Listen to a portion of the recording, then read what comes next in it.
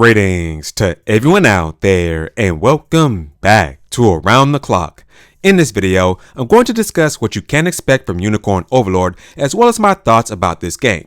Just as a quick disclaimer, this video has been sponsored by Atlas, but just because this video is sponsored by them, it's not going to affect my personal views about this game.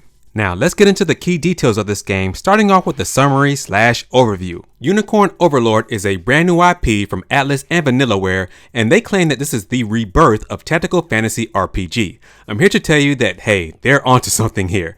In this game, you play as the main protagonist, Elaine, and you set off on a royal journey to reclaim your family's honor, as well as restoring the broken kingdom of Cornea from an evil overlord. While on your journey, you'll travel through 5 different nations and encounter many foes. These foes include humans, which include archers, sword wielders, axe wielders, royal guards, what have you, as well as beast-like creatures, elves, angels, witches, and warlocks. Now, when you encounter some of these foes, when you defeat them, you can actually recruit them to your grand army with up to 60 unique characters. Now, with this being a tactical / strategy RPG, you do have to plan your battles carefully and have the proper loadout of characters on each stage so that you do not fail. Unicorn Overlord's gameplay is certainly unique because it's not like certain RPGs like Persona or Shin Megami Tensei where you take turns within battle against your enemies and you can use attacks or magic and you just go back and forth. No, it's not like that at all. Once you engage in a battle, the attacks streamline in real time, so like I said before, you have to be very strategic with the loadout of each unit, and we'll talk about that a little bit later.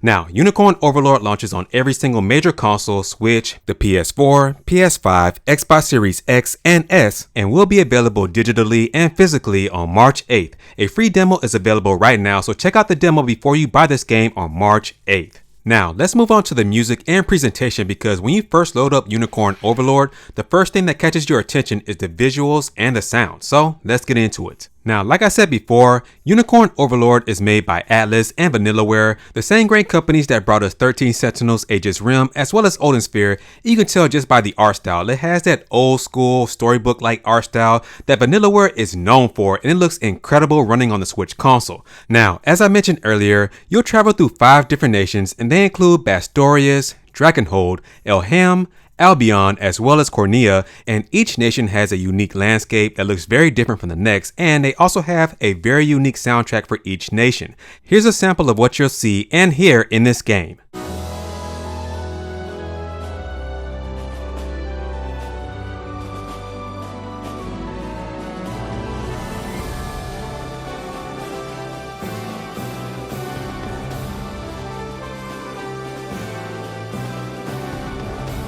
So, as you just heard there, the soundtrack is very regal and it really fits the tone of this game. Now, to top it all off, this game even has full-fledged voice acting and it sounds incredible. Let's check that out. Not as fast as us. What the? Scarlet, are you hurt? Only a little shaken, that's all. What's happening to us, Elaine? So there you have it. The voice acting is incredible in this game and each character sounds very unique from the next. And hey man, I'm glad that Atlas and Vanillaware went this route because just reading the text in a lot of these tactical RPGs really slows it down and makes it boring. So I'm happy that this has full-fledged voice acting. Now let's go over the meat and potatoes of this game, which is the gameplay and the tactics. In Unicorn Overlord, you travel freely through the 5 nations of this game with this top-down overworld view, and there's many activities that will keep you occupied. You can dig for different treasures and items that you will need in this game, talk to different characters to gain information, forge bonds with different characters. You can even train your allies as well as go on various side quests, rebuild towns and harbors too. Now, within these different towns, as I just mentioned, you can help rebuild them through what they call the delivery service. With the different items that you find in the overworld just exploring and the different items that enemies may drop in battle, you can help rebuild these cities, and in turn, you'll receive gold, honor points, as well as renown points. Also in these cities, of course, you can buy different weapons like spears, swords, bows, what have you. You can also sell whatever weapons you don't need as well, and you can also buy and or sell different items too, like healing tonics, what have you. Now, before you engage in battle, you must organize your units accordingly or you will lose that stage. As you can see here, I have 3 units available, Elaine's unit, Joseph's unit, as well as Lex's unit. And as you level up, you can add more characters to each unit and unlock more units as well. And each character falls into their own class. You have lords, fighters, soldiers, paladins, as well as priests, knights, thieves, hoplites, and many more, and it's important to position them the right way in your unit before you enter into battle. Now, in this example, I'm going to deploy 2 units, Elaine's unit as well as Joseph's unit, and every time you deploy a unit, you will lose a valor point, and that's at the top left-hand corner. So make sure you don't run out. Now, with each unit you deploy, there are certain actions that you can perform. And these include moving freely on the stage, you can deploy another unit or switch out, use a crystal to perform a special action in battle, use a item, or just rest. But if you rest, you will be open to enemy attacks. Now, what I'm going to do here is move Elaine's unit over to the left and have them stand here because I'm going to utilize them later, but I am going to deploy another unit, which is Joseph as well as Travis, have them guard the command post because the command post is very important. I can't have this enemy take over my command post, and we're going to see how this plays out. I'm going with Joseph's unit, which includes Joseph the Paladin and Travis the Thief,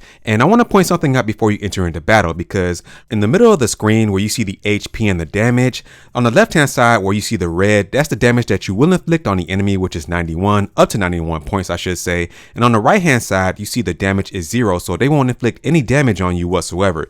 It's very important to check this out before you enter into battle to make sure that you will win these different battles. So hey, let's see how this plays out in real time.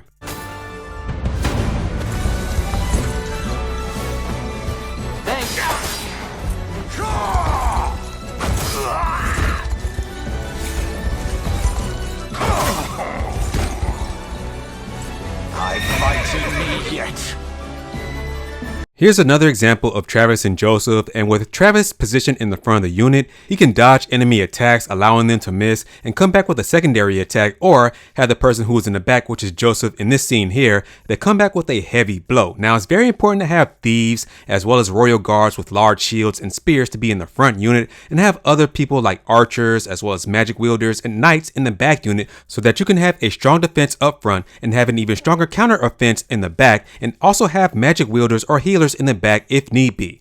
Now, here's another example with Elaine's unit, and with this unit I have Hodrick here, who is a royal knight, and he has a large shield and a spear. And what's important here is that I'm facing some enemies that have spears and they have piercing attacks, so if I had anyone else in my front unit that didn't have a large shield, they would go down easily. So with my experience playing this game, I saw that hey, you have to have a good defense in the front units and possibly a thief in the front units as well so that they can dodge or just shield and come back with a counter attack. Now, in my last battle example here, I'm going against a unit that's riding some flying beasts, and it's very important that you have an archer on your team. If you're going against enemies that are riding these different griffins or dragons, and you just have these standard ground characters and no archers, you're through.